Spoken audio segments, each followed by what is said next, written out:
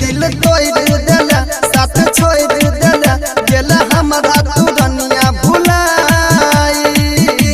जो जोगे हर जाई केला बेवफाई जो जोगे हर जाई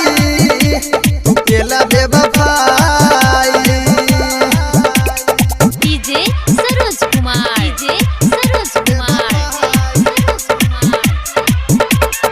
अखन अहाँ सब सुनि रहल छी सूर्या रिकॉर्डिंग स्टूडियो भगवतीपुर से सबैला बाजार मटकी जो जोगे हर जाई केला बेवफाई हाल अपन हम कथी बताइयो कभी तो दिलवा के चीर के देखइयो कभी तो दिलवा के चीर के दे रहिया हाल अपन हम कथी बताइयो कभी तो दिलवा के चीर के देखइयो जान छोड़ देला मुंह मोड़ लेला गेला हमरा तू किया रुलाई जो जोगे हर जाई तू केला बेवफाई जो जोगे हर जाई तू केला बेवफाई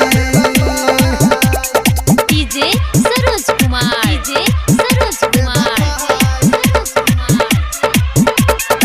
अखन अहाँ सब सुनि रहल छी सूर्या रिकॉर्डिंग स्टूडियो भगवतीपुर से सबैला बाजार मटकी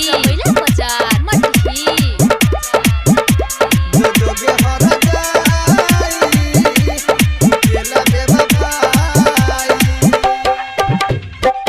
कोयल जैसन तुहर बोली दिल पर हमारा चलाई देला गोली